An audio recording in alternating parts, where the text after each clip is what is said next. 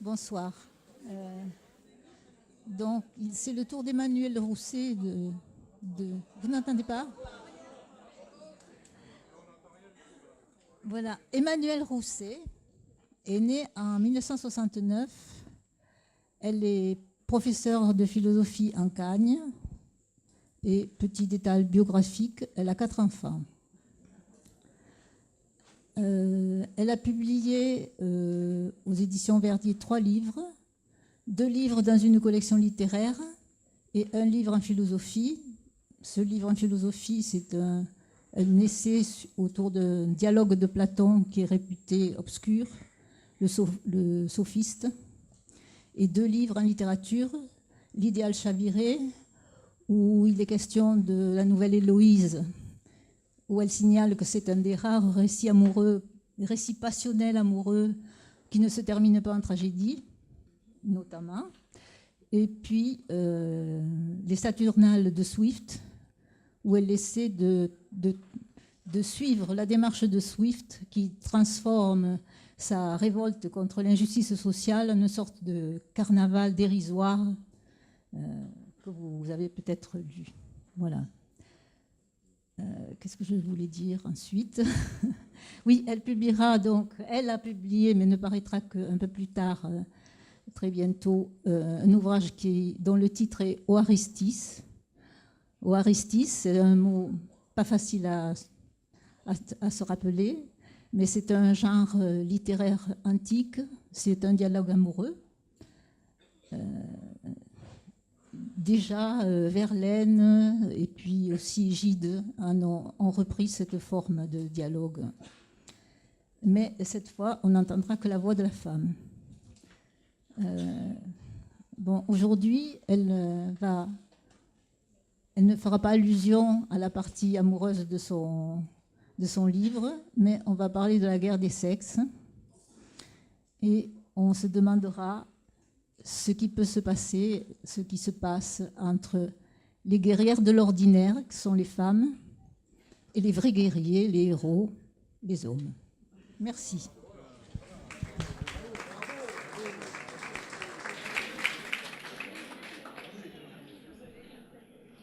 Alors, je vous remercie d'être présents si nombreux, et je remercie aussi les organisateurs du banquet, tout particulièrement Michel et Colette de chez Verdier. Je vais parler un peu plus fort peut-être, comme ça. Donc, j'ai intitulé cette conférence de guerre lasse, par référence d'abord à toutes les guerres, bien sûr, mais surtout à la guerre des sexes, qui est sans doute la guerre la plus fondamentale, parce qu'elle fait du guerrier un modèle pour la conscience masculine, et puis aussi parce que c'est quand même une drôle de guerre, puisque c'est une guerre où il n'y a pas de combat, c'est une guerre unilatérale. On n'a pas vraiment vu les femmes former des armées équipées pour affronter les hommes dans la plaine au petit matin. Les femmes s'avouent toujours déjà vaincues, et donc on va essayer peut-être de trouver des éléments de compréhension. Donc pour sortir du préjugé, Montaigne ou Swift inventent l'étrangeté des cannibales ou des lilliputiens et ainsi jugent du dehors nos mœurs et nos coutumes.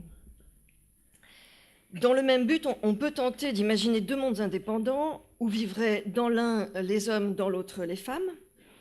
Dans le second, dans le monde des femmes, il ne se passe rien. Les activités sont quotidiennes, répétitives.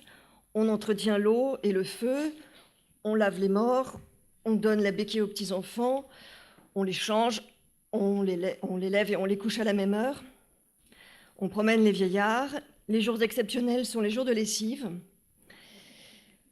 On se sert de cuillères, de miroirs, de cruches, d'aiguilles, de jupes, d'étoles, de bijoux, des objets qui n'ont presque pas changé depuis la préhistoire. Le temps est circulaire, c'est toujours pareil, il n'y a rien à en dire. Aujourd'hui encore, quand on parle de bébés ou d'histoire de bonnes femmes, on baisse un peu le ton, c'est pas tellement intéressant et c'est pas pro. Dans l'autre monde, au contraire, c'est palpitant et on n'a pas fini d'en parler, d'en faire des élégies, des films, des récits. On y trouve des conquérants de nouveaux continents, des rois, des tyrans, des champs de bataille, des héros, des empires immenses, des chutes d'empires, des chevaux dressés, des bœufs jugulés, des baleines harponnées, de grands mathématiciens, des découvreurs de vaccins, des musiciens géniaux, des aqueducs, des machines de guerre, des ordinateurs, des orateurs, des footballeurs nimbés de gloire. Le temps va de l'avant, c'est la grande histoire criblée d'événements qui n'ont lieu qu'une fois, c'est-à-dire pour l'éternité. Alors Montaigne nous disait qu'il était quand même bien absurde de se figurer comme raisonnable de mettre sur le trône un enfant de 5 ans. Et de la même façon, si on sépare les mondes, il apparaît comme bien étrange qu'on admire le cœur imbu d'adrénaline, la boucherie qui s'apprête, par exemple, en août 14, à détruire le lent travail d'amour de millions de mères qui mirent des enfants au monde. Ou encore, il est aussi tout à fait étrange d'exalter comme un sommet de gloire et une preuve de courage la capacité d'affronter la mort, celle du soldat, du chasseur de lions, du gladiateur dans l'arène, du philosophe en prison, quand n'importe laquelle de ces créatures insignifiantes l'affronte nécessairement plusieurs fois dans sa vie, parfois des dizaines de fois, très ordinairement, en mettant au monde des enfants, dans le silence des artistes et des journaux. À certaines périodes de l'histoire, il paraît que 2 femmes sur 3 mouraient en couche. Donc ainsi, la culture offre un spectacle d'une grande disparité, puisque d'un côté, on a un grand silence de milliers d'années, de dizaines de milliers d'années, un travail obstiné pourtant, non reconnu, non valorisé, non rémunéré, des tâches obscures, minuscules, invisibles, indispensables pourtant à la perpétuation de l'être. Et de l'autre côté, une grande clameur, beaucoup de bruit, des luttes de pouvoir, de l'honneur, de la soumission, une sorte de beauté tonitruante et tragique. Or, les hommes et les femmes habitent pourtant le même monde, et à chaque conception ou image de la femme répond une certaine image de l'homme. Donc, on a beaucoup encouragé ces derniers temps la conquête du pouvoir par les femmes, et on n'a pas beaucoup interrogé les conséquences sur les hommes, les changements d'image, de rôle que ça devait impliquer. Donc on dit que les hommes se féminisent. Bon, moi je crois que ce n'est pas tout à fait vrai. Je crois que c'est pour la première fois dans l'histoire peut-être qu'ils se préoccupent de plaire à des femmes libres. Et puis, ou bien encore, on trouve un passage très connu dans Tartuffe, lorsque Tartuffe paraît et qui demande à Dorine de couvrir ce sein qu'il ne saurait voir. Elle lui répond qu'en miroir, il lui renvoie l'image d'un homme libidineux, puis elle lui dit moi, vous ne me faites aucun effet, vous pourriez paraître tout nu, des pieds jusqu'à la tête, je n'aurais pas l'ombre d'un frémissement. Donc on voit bien qu'il y a une relation entre les deux, et on peut se demander pourquoi on parle si peu de la conversion des hommes. Sans doute parce qu'il faut bien reconnaître qu'on a du mal à avouer quel bénéfice il pourrait gagner à se mêler au monde des femmes.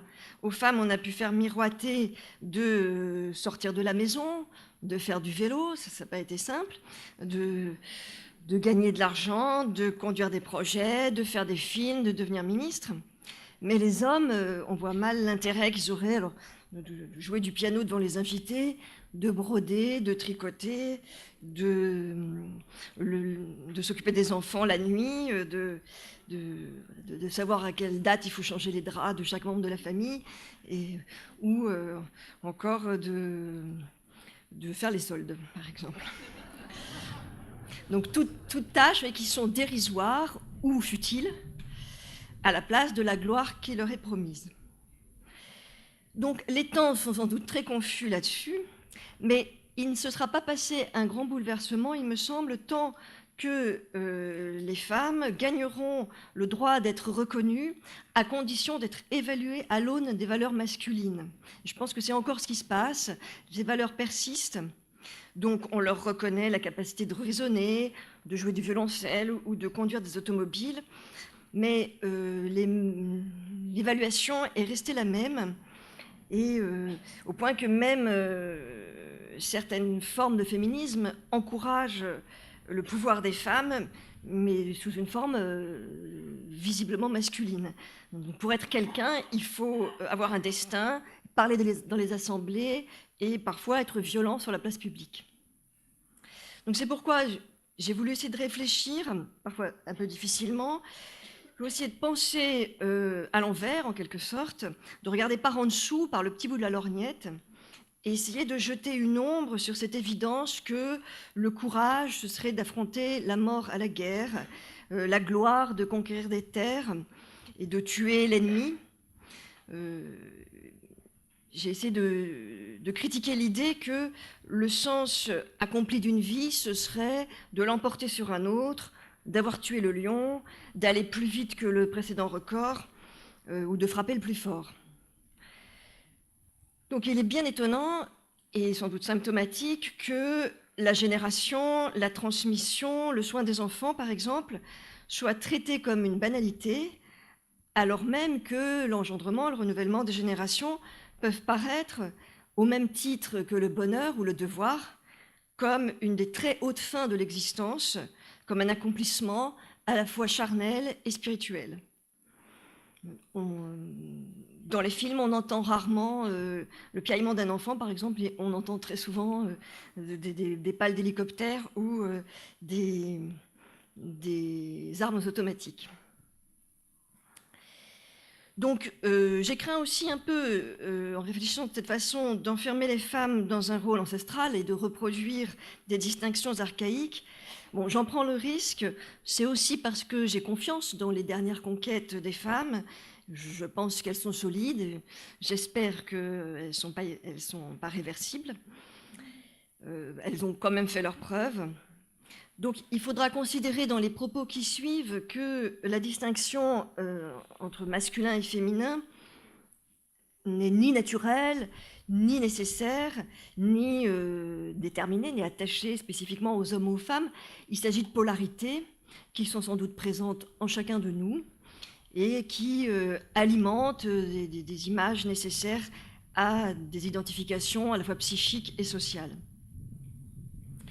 Et pour éviter de me rendre aussi ridicule que la plupart des philosophes qui ont abordé ce sujet et qui ont généralement reproduit des préjugés majeurs sur la question, j'insiste pour dire que je ne cherche pas vraiment à élaborer des concepts, puisqu'un concept prétend se plier à la réalité objective, mais plutôt à travailler sur des images.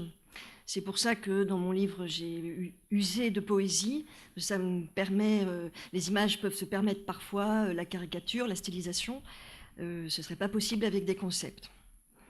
Voilà, donc j'ai fait un peu ce que les maîtres hollandais ont fait à une époque contre les grands peintres italiens, qui ont cherché la beauté dans l'image plutôt que celle du sujet, et qui ont pris des objets très banals comme sujet de leur peinture. Voilà, j'espère comme ça avoir évité aussi le dogmatisme. Donc un événement, c'est quelque chose de remarquable par soi-même, qui fait effraction dans une réalité monotone, répétitive. Il a vocation à être relevé par les mots qui le disent, qui le propagent, qui l'amplifient. La parole qui le répercute fait partie de l'événement. C'est pourquoi il n'y a sans doute pas beaucoup de place dans le langage pour exprimer ce qu'on peut taire, ce qui va sans dire. Les mots, presque par nature, vantent, relèvent, au sens, on a parlé hier, au sens de la cuisine, mais aussi au sens de la peinture. Ils font surgir les contrastes. Donc ils portent non seulement un sens, mais une valeur. Donc, à l'opposé, le langage ne se prête pas à l'expression, ou pas bien à l'expression de ce qui, dans l'être, se répète, se refait, se reproduit inlassablement à la même heure, dans un temps circulaire, répétitif, qui est le temps de la nature ou le temps indifférent de l'habitude. Alors, plus exactement, le temps dont il est question, le temps qui appartient aux femmes, ce temps qui échappe à la parole, c'est pas une répétition stérile, hein, c'est un temps fructueux, c'est un temps qui produit des effets à très long terme, jour après jour. C'est le temps des relations qui se tissent fil à fil, au point que la relation devient indéfectible alors qu'elle ne tenait au départ qu'un cheveu. C'est le temps de la durée qui croît, qui progresse, qui transforme très lentement la lave en rocher. Donc à la fin, quelque chose advient de très solide, d'irréversible, qui est engagé dans l'existence, mais qui n'a pas l'apparence spectaculaire d'un événement. Donc dans la langue, on trouve des verbes d'action ou des verbes d'état qui expriment le statut d'une chose, des choses déterminées, mais on a peine à dire, parce qu'il faudrait beaucoup de temps, la croissance de l'enfant, par exemple, le temps invisible de l'amour qui se tisse. Je ne parle pas de la rencontre, justement, dont on parle plus souvent, qui prend la forme d'un événement, mais le temps de la confiance, qui est très long, le temps de l'abandon, le temps aussi où l'amour se défait, où on ne peut pas assigner un moment très déterminé. Or, le langage, parce qu'il use de noms qui déterminent des essences, il a besoin d'objets qui ont un commencement, une fin, en tout cas, qui sont bien définis. Donc le langage s'intéresse aux histoires, mais pas à cette temporalité sans commencement, sans fin, qui n'est pas très déterminée. Ce temps qui est celui de notre enfance, qui appartient aux mères, aux nourrices, aux femmes en général. C'est des choses qui ne se racontent pas à l'enfance, c'est une atmosphère, ce n'est pas vraiment une histoire. Elle est scandée de répétition. Et en même temps, c'est un temps extrêmement dilaté où on n'a pas de repères. Les choses qui s'y sont produites ne sont pas produites avant ni après. On a du mal en tout cas à y déterminer des repères. Dans l'enfance, il ne se passe rien de déterminé, sauf traumatisme. C'est un temps aussi ennuyeux que la paix. Et donc, c'est le temps de la fin des contes de fées. Et pourtant, la guerre est faite pour la paix. Hein. Pourquoi conquérir une terre si ce n'est pas pour y dresser une maison et y élever une famille? Donc, non seulement c'est une temporalité indéterminée, il est difficile d'en parler, mais c'est aussi une époque sans âge, sans chronologie, qui n'a pas d'origine. Je pense aussi que c'est une des raisons pour lesquelles on en parle si peu. On ne sait pas quand ça a commencé, l'enfance.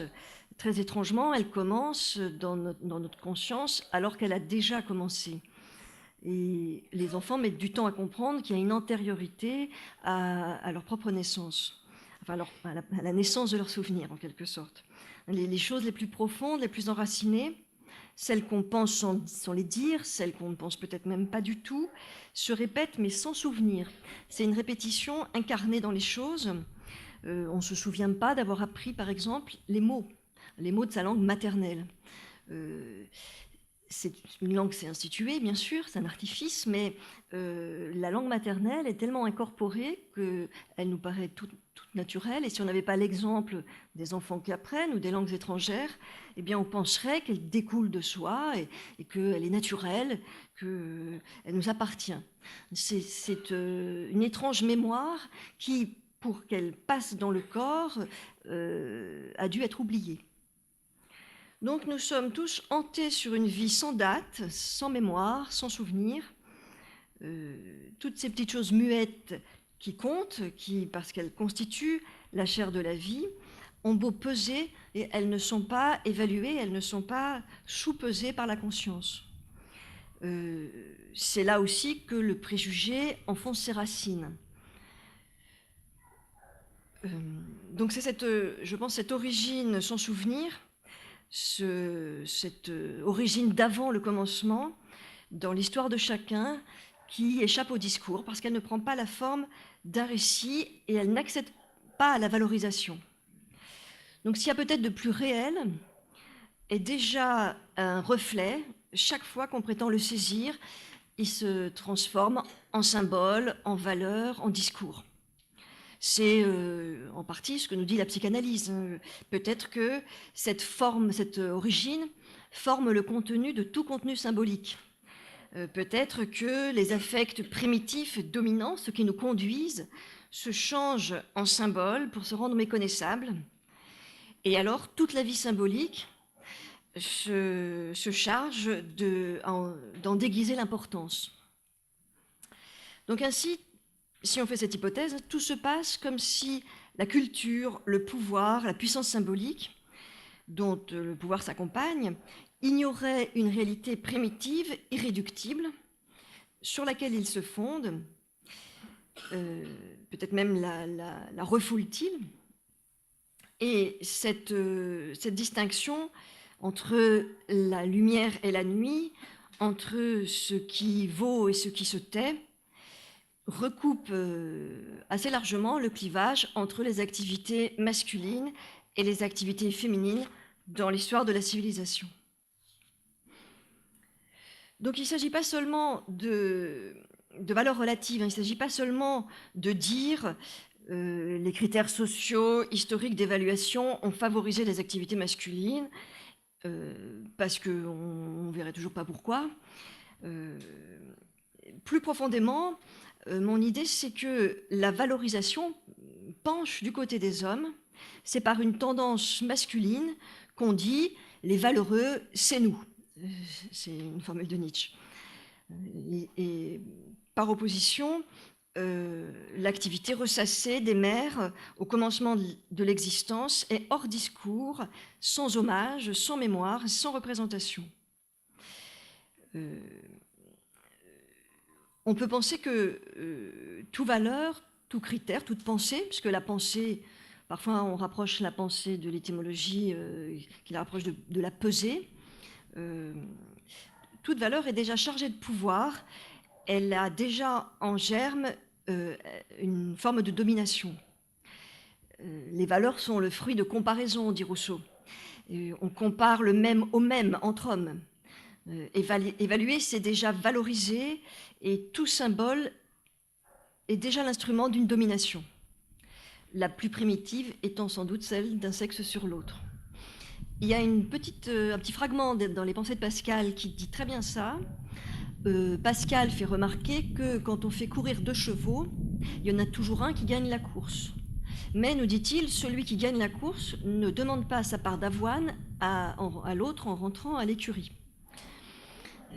Donc c'est bien ça qui caractérise les hommes, c'est que toute différence est interprétée en termes de pouvoir, et toute valeur, au sens pictural du terme, toute différence, tout contraste, devient aussitôt source de mérite. Donc si on essaye de se demander d'où vient cette domination historique, alors je ne peux pas répondre complètement, bien entendu, c'est très mystérieux. Pourquoi le modèle patriarcal l'a emporté historiquement, de façon quasi universelle? On pourrait répondre, d'après ce que je suggère jusqu'ici, que, à défaut de la puissance réelle de mettre au monde, les hommes ont pris l'avantage de la parole et du symbole en compensation de cette puissance qui leur manquait. Mais c'est sans doute pas si simple, parce que, d'une part, les hommes possèdent aussi une puissance naturelle qui est la force. Dans la nature, il est très rare, il n'arrive pas que les dons soient unilatéraux. Il y a des équilibres qui se font. Donc les hommes sont aussi dotés de cette puissance qu'est la force, au point même qu'on a pu penser que c'était cette force qui peut-être pouvait expliquer la domination, puisque dans des temps très archaïques, des temps où la vie est en danger, peut-être que la force était une qualité qui impliquait une supériorité. Alors, là aussi, on peut avoir recours aux philosophes qui nous aident à comprendre que c'est sans doute pas une bonne réponse, parce que à peu près tous les philosophes s'accordent à montrer que la force n'explique rien, parce que la force est extrêmement faible. Alors, je m'explique. Pourquoi la force est faible? Parce que la force a l'avantage, bien sûr, de produire des effets réels. Et la force, elle cause des effets immédiats, visibles, sensibles, mais elle est relative. Donc on trouve toujours plus fort que soi, donc à peine s'est-elle exprimée qu'elle prend le risque d'être renversée. La force ne stabilise rien, elle n'est pas constante, elle n'est pas durable, elle produit de simples états de fait. D'où la nécessité, la plupart des philosophes le soulignent, dans la pensée politique, la nécessité tout de suite de se draper dans le droit, parce que si la force ne s'accompagnait pas du droit, elle n'aurait aucune légitimité et par conséquent aucune permanence, aucune constance, parce qu'elle ne serait pas reconnue. Donc cette faiblesse de la force semble ne rien expliquer, mais en fait elle explique sans doute beaucoup de choses, enfin peut-être, en tout cas elle nous éclaire. parce que là aussi, je vais faire appel à Pascal, dans deux fragments seulement, où Pascal évoque le pouvoir politique. Pascal souligne que la force n'est pas politique, justement. Elle n'institue pas des États, à elle toute seule, parce qu'elle ne permet pas la domination. Les hommes combattent parce qu'ils ont cet appétit, c'est à cause du péché originel, ils ont cet appétit de dominer. Ils combattent, il y a toujours, c'est comme pour les chevaux, il y a toujours un camp qui l'emporte, mais à peine le pouvoir est-il mis en place, à peine la force l'a-t-elle emporté, que aussitôt les maîtres, nous dit-il, s'empressent pour être maîtres, pour le demeurer, de changer la règle, et jamais la force n'a fait appel à la force comme principe de transmission du pouvoir. On ne dit pas, quand on l'a emporté, désormais qui l'emportera sur moi sera vainqueur et sera mon maître. Généralement, ceux qui sont devenus maîtres instituent des règles de droit pour dire comment le pouvoir sera transmis. Pascal nous dit, parfois c'est par élection, parfois c'est la règle de primogéniture. Voilà, on invente une règle qui fait appel à la raison, ou qui semble faire appel à la raison. En réalité, ça fait appel à l'imagination, pour qu'aussitôt la force se déguise, elle se cache, la force est honteuse parce qu'elle n'est pas politique, elle ne peut pas demeurer. Elle est immanente à son effet. Elle ressemble, dit Nietzsche, à l'éclair dans le ciel, qui n'est pas distinct de son effet. La cause et l'effet sont emmêlés. Donc, la force a besoin d'autre chose qu'elle-même pour donner lieu à un véritable pouvoir.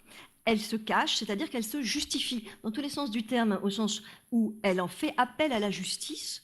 Alors c'est une prétendue justice, ça demanderait d'expliquer un autre aspect de la pensée de Pascal qui touche à l'imagination, au rôle de l'imagination.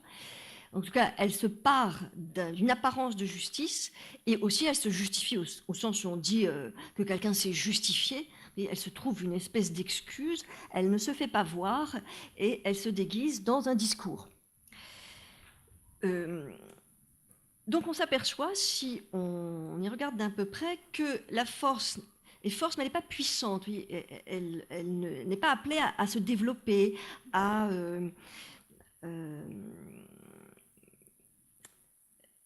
elle a besoin d'autre chose pour s'instaurer, pour s'instituer. Donc elle a besoin de se cacher, et c'est pourtant la force qui va s'exprimer à travers le droit.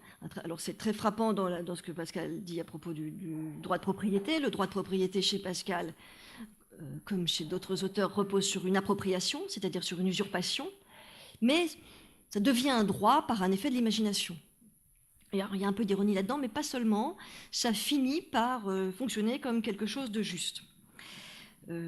Aussi par une sorte de ruse de l'imagination, par une sorte de subterfuge. Donc on s'aperçoit que la force a besoin, pour devenir un pouvoir, de s'arroger le droit de se transmettre et d'engendrer.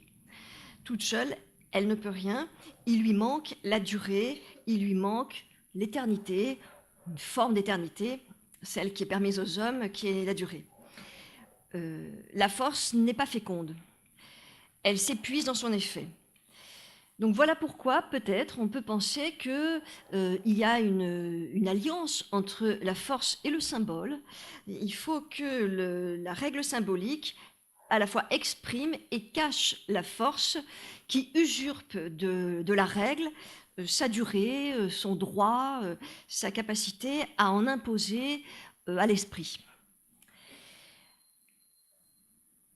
Donc, à la fois, la force se couvre d'une espèce de fécondité, et en même temps, tous les symboles sont, de façon déguisée, l'expression d'une force. Et je pense que ce modèle de la force persiste dans nos représentations, sans qu'on s'en aperçoive toujours.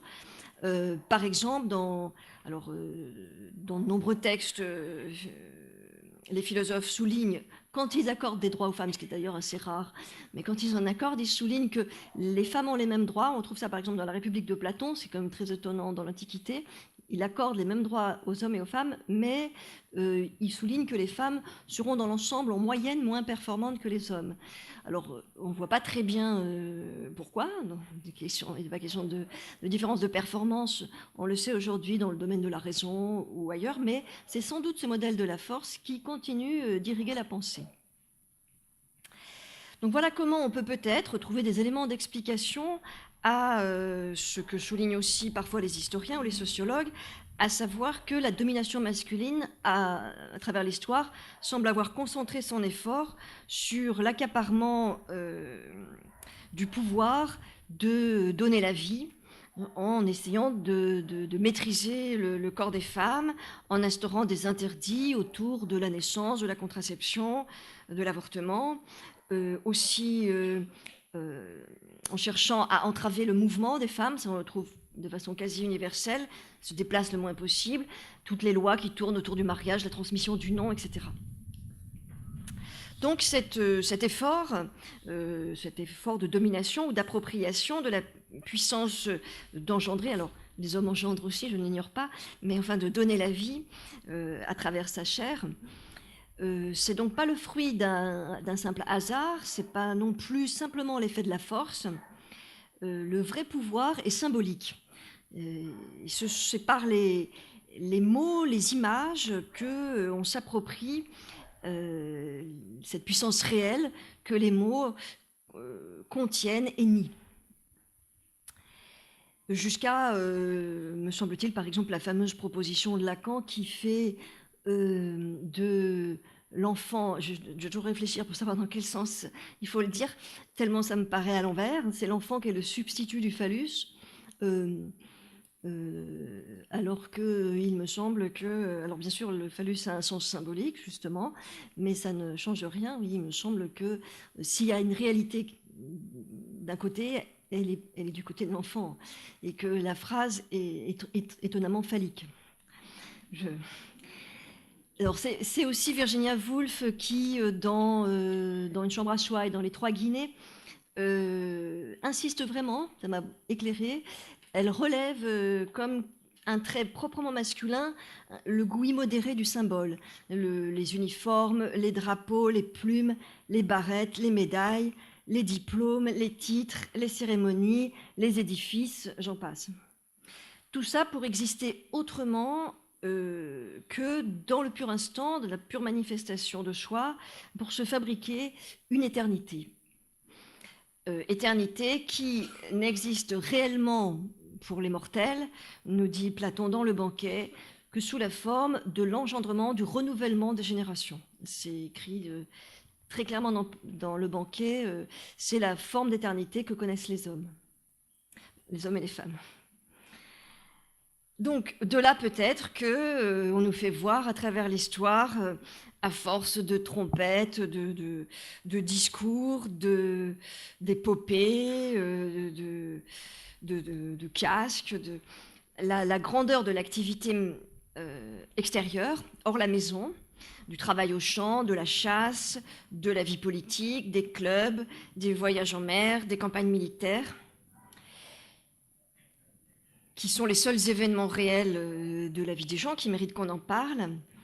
Mais bien sûr, tout ça à condition que quelqu'un garde les enfants. Donc la culture semble renverser une puissance en une autre,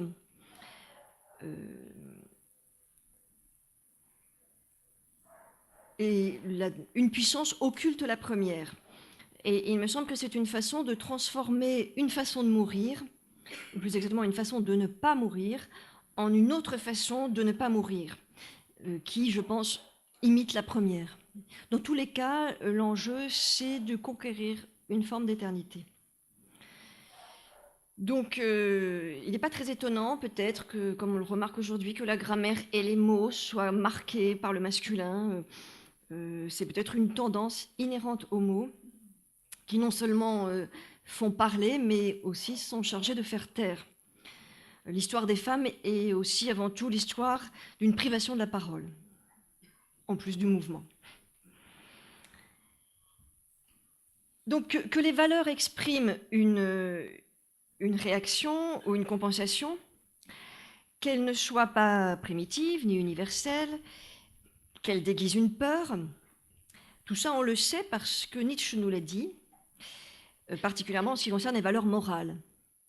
Mais Nietzsche pense que la morale est inspirée par la peur d'une hiérarchie spontanée, brutale, qui est celle de la force, qui est produite par la force des hordes primitives, nous dit-il, dans la généalogie de la morale. Fantasme bien masculin, je pense. Mais avant cette emprise de la force, avant le pillage, avant l'appréhension, il faut la naissance et la présence de ce qu'on prend, de ce qu'on nomme, de ce qu'on s'approprie. La puissance première qui effraie, parce qu'on ne peut pas s'en emparer tout à fait, c'est la puissance de donner le jour à celui-là même qui a la force. Donc les institutions les plus fondamentales se prêtent à une interprétation en termes de confiscation. La transmission du nom, je l'ai dit il y a un instant, les lois autour du mariage, la maîtrise du corps et de la conscience des femmes par le clergé, par la médecine, l'asymétrie aussi de la pénalisation de l'adultère qui a duré très longtemps, les procès en sorcellerie, ou bien encore les lois sur la légitime défense, encore aujourd'hui, qui me semblent ne pas permettre à une femme de se défendre légitimement.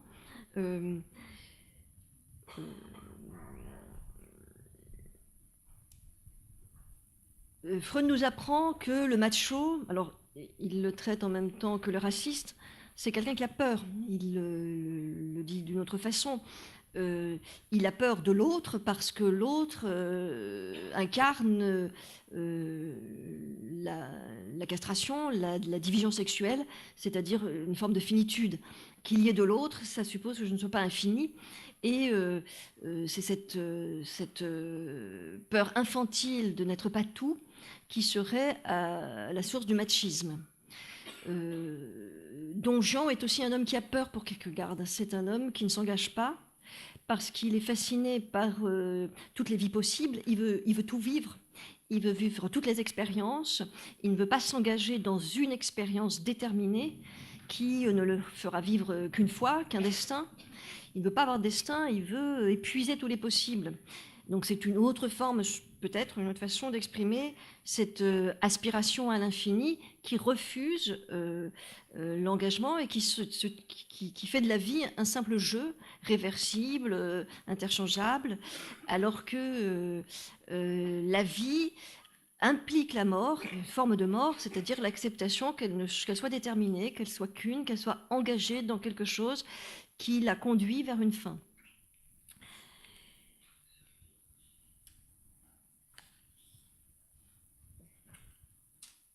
Donc, une fois qu'on en est arrivé là, il reste quand même une inquiétude, parce que si mon hypothèse tient debout, ça voudrait dire que, par essence, les valeurs sont masculines, que, au fond, la culture, la civilisation est vouée à exalter des intérêts ou des désirs qui sont masculins. Alors, ce serait quand même bien embarrassant. Donc, je me suis posé la question de savoir s'il ne pouvait pas quand même y avoir un moyen de valoriser ou de trouver des formes de valorisation des intérêts ou des désirs des femmes, auquel cas, oui, on pourrait penser qu'il y a aussi dans le symbole une forme d'alliance entre deux puissances naturelles ou originelles, la force et la puissance de donner la vie. Donc comment est-il possible de penser des valeurs proprement féminines? Est-ce que c'est envisageable, une valorisation des intérêts propres aux femmes? Alors les philosophes nous apprennent que les valeurs naissent d'un affect essentiellement, qu'ils appellent amour-propre ou désir ou conatus, mais il y a des petites variations. Ce désir, c'est une affirmation de soi, est rival de l'autre désir. Le modèle, bien sûr, c'est le texte du Léviathan, de Hobbes, aussi de la dialectique du maître et de l'esclave de Hegel, par exemple, où alors, on se valorise en tuant, parce qu'il faut tuer pour n'être pas tué. C'est en donnant la mort que chacun exprime sa valeur, mais contre et à l'aide de l'autre désir. il faut détruire pour n'être pas détruit, mais on voit très bien que ça touche à une contradiction, puisque la destruction finit par empêcher la reconnaissance de la valeur. Donc l'idéal n'est pas de détruire, c'est de détruire seulement partiellement, de détruire, mais tout en conservant le moyen de comparaison. Donc c'est très présent dans le texte de Hobbes. L'idéal n'est pas de tuer, on ne tue que par extrémité. Pour être reconnu, autrement dit que pour la force se transforme en reconnaissance, c'est-à-dire en valorisation, il vaut mieux le pouvoir, il vaut mieux soumettre, parce que l'autre demeure vivant qui pourra reconnaître le pouvoir du maître. Donc l'idéal n'est pas de tuer, mais de menacer de mort. C'est la menace de mort qui est la source du pouvoir, c'est-à-dire de la valeur. Lorsque le vaincu est gracié, qui demande grâce en échange de son obéissance. Ainsi, l'obéissance, c'est l'effet immédiat de la peur de mourir, de la peur de recevoir la mort. Le pouvoir obtient l'obéissance parce que, à la limite, il est toujours, même s'il ne le fait pas, il est toujours le pouvoir de prendre la vie, ou au moins de le faire croire et craindre. C'est le rôle de l'État. L'État confisque ce pouvoir aux individus et il menace soit les individus dans leur vie, soit dans leur liberté. Donc le plus souvent, la mort n'est pas réelle, ça n'a aucun intérêt, elle est symbolique. Donc c'est à ça que sert le symbole, c'est pour ça qu'il est empreint de cet exercice de la force. Il sert à faire mourir, mais pas jusqu'au bout. Il sert à en imposer. C'est aussi quelque chose qu'on trouve bien sûr chez Rousseau. Donc il est la traduction symbolique et pacifique d'un rapport morbide. Les hommes rivalisent par l'argent, le prestige, la force, les discours, manière de se faire valoir en domptant la mort. Alors il y a des philosophes qui vont un petit peu plus loin dans leur analyse, dans leur critique, puisqu'ils soulignent aussi que cette valorisation est factice, elle est illusoire, c'est la mort qui triomphe, c'est ce que fait Lucrèce par exemple ou Pascal en parlant de divertissement. Mais c'est la même chose, hein. Il y a l'idée que l'enjeu de toute activité humaine, et particulièrement masculine, les activités, Pascal prend l'exemple de la chasse, de la conversation des femmes, etc. Donc il était à la place d'un homme, et il nous dit que toutes ces activités sont des divertissements, c'est-à-dire des manières de fuir la mort, manières vaines de fuir la mort, donc de se faire croire un instant qu'on l'a dompté, qu'on l'a surmonté, qu'on a conquis la gloire, par exemple. Le divertissement par excellence, c'est la guerre, il en donne l'exemple, c'est un grand divertissement, parce que là, on a l'impression qu'on a d'une certaine façon échappé à la mort, en l'affrontant, puisque c'est en devenant célèbre ou en devenant glorieux qu'on se rendrait éternel. Il dit, en reprenant Lucrèce, que c'est aussi le cas de celui qui va se pendre. C'est une façon de fuir inutilement la mort. Donc c'est cet état de guerre qui serait le fond naturel de l'homme. Alors inutile de dire que ces hommes ne sont pas des femmes, bien que le mot ait pourtant son sens générique dans les textes. Cette peur de la mort, cette peur alors surmontée ou non, hein, surmontée de façon illusoire, cet effort pour vivre, ce désir d'en imposer, c'est pas un rapport féminin à la mort parce que les femmes ne vont pas à la guerre. Et voilà pourquoi il est un peu embarrassant de savoir comment on pourrait fonder des valeurs féminines sans la présence de la mort. Mais comme je l'ai dit en introduction, en réalité, elles ont un rapport à la mort, bien sûr. Un rapport qu'elles éprouvent dans leur chair, chaque fois qu'elles accouchent, par exemple. Seulement, je pense que les femmes ont peur de la mort et elles n'ont pas peur d'avoir peur de la mort. Elles ont peur de la mort parce qu'elles ne peuvent pas se permettre de mourir, parce qu'elles ont famille à charge, parce qu'elles ont des responsabilités, que si elles meurent, eh bien, ce sont des enfants qui seront orphelins, des parents qui n'auront pas les derniers soins. Elles n'ont pas le droit de mourir. elles partent rarement à l'aventure, moins souvent en tout cas que les hommes, sur des bateaux affrétés par des passeurs, par exemple. Les hommes sont libres de le faire, mais elles préfèrent obéir parce qu'elles ne peuvent pas se permettre de mourir. Donc, ce n'est pas une faiblesse, ce n'est pas une question de courage, au contraire, je pense que c'est une forme de courage, c'est une question d'amour. Donc, je pense que les femmes n'ignorent pas le rapport à la mort, mais elles le connaissent dans un rapport beaucoup moins immédiat, dans un rapport médiatisé, mélangé à la vie. Elles protègent la vie naissante qui pourrait mourir, elles prodiguent les derniers soins aux moribonds, elles assurent la succession des générations, le triomphe monotone de la vie sur la mort. Le rapport féminin à la mort est une assomption plutôt qu'un affrontement. Donc voilà pourquoi il est permis de penser que les civilisations ne sont pas condamnées à évaluer le sens des choses à partir de la lutte et de la destruction. La puissance de donner, de garder la vie, fournit sans doute aussi une forme d'évaluation, cette capacité par laquelle la vie surmonte la mort, mais pas dans un affrontement direct, mais dans la vie de tous les jours. Et il est symptomatique sans doute que l'histoire de la pensée est fait de la nature ou de l'origine ou de la racine quelque chose qui relève de la guerre et du combat. Alors que la nature, si on la regarde bien, elle offre toujours un spectacle extrêmement diversifié, elle a recours à toutes sortes d'expédients et elle offre bien sûr le spectacle de lutte, mais aussi celle de solidarité entre les générations, entre les individus, même entre les espèces. L'instinct de vie n'est pas atomique. L'homme de l'état de nature est peut-être une forme d'illusion de la conscience masculine.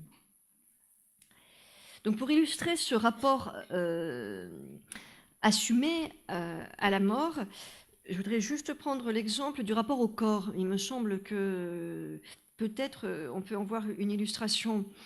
Il me semble que c'est pas le même, le rapport d'un homme à son corps n'est pas le même que celui d'une femme à son propre corps. Le corps d'un homme, me semble-t-il, est en croissance. Il croît. Il a tout l'avenir devant lui pour développer ses capacités. C'est sans doute ce qui fournit le modèle de la puissance comme croissance, comme expansion du moi. Il est même capable de se développer, de s'incorporer dans des choses extérieures par le travail, ce que nous dit Locke. Il s'approprie des choses, elles lui deviennent propres à condition qu'il travaille, qu'il se retrouve en quelque sorte dans les choses. Il me semble que c'est l'image exactement inversée de l'accouchement, où on donne lieu à un autre, dans lequel on ne se retrouve pas complètement, qui va en tout cas se différencier de plus en plus. Donc le corps d'une femme ne se développe pas, en tout cas il n'a pas vocation à cela, parce qu'il franchit des seuils irréversibles. Ce qu'on gagne à la puberté, par exemple, se paye d'un deuil brutal, parfois extrêmement violent. C'est le deuil du corps de l'enfance qui n'est pas conservé dans celui de l'adulte, pas plus qu'il est en puissance, enfin que le corps de l'adulte est en puissance dans celui de l'enfant. Ça explique peut-être aussi des maladies des adolescentes. Il faut renoncer à certains avantages de l'enfance, d'avoir un corps léger, mobile, auquel on ne pense pas. Très tôt, très jeune, les femmes savent qu'il y a des âges de la vie, qu'il y a des passages irréversibles et qu'on a un temps pour avoir des enfants qui sera un jour révolu. Donc c'est un corps qui admet en lui-même la limite, la rupture, la mort. Alors c'est aussi un corps, en plus d'assumer une forme de mort, ce passage irréversible, c'est aussi un corps qui n'est pas délimité, qui ne s'appartient pas tout à fait une fois passé le corps de l'enfance. Comment on doit se tenir, ce qu'on doit montrer, ce qu'on doit cacher. Tout ça rappelle que c'est un corps qui donne prise aux regards extérieurs, qui a besoin de se protéger ou de s'exposer, mais toujours avec un certain danger. L'expérience qu'une femme fait de son corps n'a pas grand-chose à voir, je pense, avec celui d'un homme. Par exemple, le modèle de l'habeas corpus, c'est pas vraiment féminin. On peut avoir de la lumière. Oui, je crois que j'en ai avoir besoin aussi. Voilà, donc c'est pas un corps qui est un instrument. Oui. C'est pas le prolongement de la machine, ou la machine est le prolongement du corps chez un homme, ça revient un peu au même, il déploie sa puissance. C'est pas un corps qui a un potentiel d'action et de pouvoir. Voilà, donc les limites de ce corps ne sont pas forcément très nettes, puisque c'est un corps qui engendre, enfin, qui peut devenir deux, ou plus exactement, enfin, on ne sait pas très bien si c'est un, deux, on peut pas le dire. C'est un corps qui admet en lui-même la génération future, c'est-à-dire cette génération qui prendra la place et qui incarne donc la mort de la génération précédente. C'est dans ce sens que, de façon très concrète, les femmes assument la mort. Donc c'est un corps qui n'existe pas vraiment dans les catégories juridiques. Il y aurait sûrement quelque chose aussi à revoir dans la définition du corps comme puissance, comme unité, en pensant à ce corps qui est altérable, fécond, qui mêle le même et l'autre, la vie et la mort, et dont on ne sait pas très bien où il commence ou où il finit. En tout cas, ce qu'il peut, il le peut moins sur l'autre que par l'autre et pour lui. Donc j'ai un peu peur de dépasser le temps, donc je vais essayer de faire vite pour finir. Donc voilà, de tout cela, de cette confusion des temps, il est permis d'espérer que le monde ait quelque chose à gagner, à faire place à ses désirs ou ses valeurs, ce que j'ai appelé ses valeurs féminines. Il reste quand même, me semble-t-il, une ambiguïté qui n'est pas tranchée autour de la question du pouvoir. Oui, on pourrait penser d'un côté que le pouvoir est une fatalité humaine générique et que l'émancipation des femmes ne changera pas grand-chose, sauf que peut-être qu'il pourrait y avoir un pouvoir enfin donné aux femmes, mais ce serait toujours un pouvoir avec le risque d'oppression, de domination qui peut être terrible, et on sait qu'il y a des exemples de pouvoir domestique qui peut être extrêmement violent de la part de certaines femmes. Donc ça, c'est pas vraiment souhaitable, ça fait pas rêver. L'autre hypothèse qui serait plus consolante, c'est de penser que le pouvoir, cette forme d'oppression, est peut-être une forme spécifique de la domination masculine, en tout cas une forme perverse, une forme exagérée. Et dans ce cas, on pourrait espérer que le modèle d'une relation équilibrée entre les hommes et les femmes, une relation à la fois égalitaire, libre, différenciée, pourrait nous aider à dépasser la damnation du pouvoir et à généraliser à d'autres formes de relations sociales. Donc je ne vais pas développer, mais juste pour terminer, ce qui peut nous aider aussi à réfléchir à ça, c'est de remarquer que le pouvoir a comme ressort, nous disent les auteurs, la peur, je l'évoquais tout à l'heure, parce que la peur mobilise. On agit par peur, enfin on fait agir plutôt, puisque c'est ça le pouvoir, on fait agir l'autre par peur. Pascal ajoute de façon très pertinente à la peur, il nous dit il y a deux façons de faire agir, c'est la peur et la concupiscence. Il dit dans un des 3 discours sur la condition des grands, il dit à son interlocuteur, vous êtes un roi de concupiscence. Parce que la concupiscence fait aussi agir, parce qu'on agit par convoitise. On attend de celui qui a du pouvoir qui nous récompense, on attend de lui ce qu'on n'a pas et que lui a, et dont on espère qu'il va nous gratifier. Donc c'est sans doute un ressort encore plus grand que la peur de faire agir par concupiscence. Mais on fait aussi agir par amour, et on n'y a pas tellement réfléchi à cette question. Et je crois bien qu'il y a une grande proximité, en réalité, c'est pour ça que c'est difficile à distinguer, et aussi étrange que ça paraisse, entre la peur, la concupiscence et l'amour. Par peur, comme par amour, on prévient les désirs d'un autre, on devient l'organe de sa volonté, on le devine, on se plaît à lui complaire. Alors c'est pourtant pas la même chose. Freud a souligné aussi la proximité. Le petit enfant, à la naissance, a peur de mourir, il a besoin de l'amour pour ne pas mourir. Pascal nous dit aussi à propos du tyran, le tyran c'est celui qui mélange tout, il veut être aimé en produisant la peur, comme un enfant en réalité. Donc on peut faire l'hypothèse que la peur, aussi bien que la concupiscence, sont peut-être des formes immatures de l'amour, des formes non accomplies, et qu'il y a peut-être une manière de mobiliser les volontés en méditant sur la question de l'amour, autrement que par la peur, par la concupiscence, où on trouve un ressort égoïste. C'est toujours pour soi à la fin. Ce n'est pas le cas de l'amour où on agit par l'autre et pour l'autre. Voilà, donc je me dépêche de conclure. Donc qu'on soit homme ou femme, je crois que de bonne foi, on ne peut que déplorer l'instinct qui historiquement a privé l'humanité peut-être de poèmes, d'articles de loi, de sculptures, de musique, et surtout de nombreuses et très nombreuses femmes de l'estime et du bonheur pour lesquelles elles étaient nées. Encore aujourd'hui, dans beaucoup de pays, on les tue sans les nommer, elles font l'objet de trafics. Donc on peut s'étonner de tels instincts que craignent tant les hommes des femmes, pour que pendant tant de siècles, ils les aient maintenus, les maintiennent encore à la maison, qu'ils les mutilent, qu'ils confisquent leurs droits ou les privent de revenus. Donc un tel homme n'est pas un homme, je pense que c'est un enfant qui a besoin de sa maman.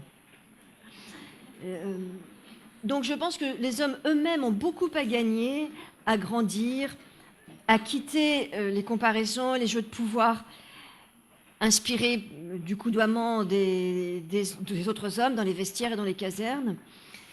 Les femmes ont sans doute été victimes, et aussi les victimes et les instruments des relations d'homme à homme, en fait. Le monde reflète une domination patriarcale parce que les hommes cherchent à en imposer aux hommes surtout. Et ils cherchent à se plaire ou à se valoriser les uns par rapport aux autres. Donc, si les hommes entraient dans une relation avec les femmes, si elles étaient réellement des partenaires, des égales, dans une relation mûre, débarrassée des résidus de la peur et du pouvoir, enfin si c'était possible, je pense que ce seraient de merveilleux compagnons, mais il y en a quand même quelques-uns qui y parviennent. Voilà, je pense qu'ils y gagneraient de grandir et de devenir des hommes. Bon, alors je pense qu'on peut l'espérer aussi, et je termine là-dessus, dans la mesure où le progrès de la civilisation a éloigné aussi le spectre de la mort, aussi bien pour les hommes, en tout cas en Occident, qui n'envisagent pas, en tout cas pas dans leur chair, la perspective de la guerre, et que pour les femmes qui accouchent sans penser trop fort à la mort. Voilà, je vous remercie.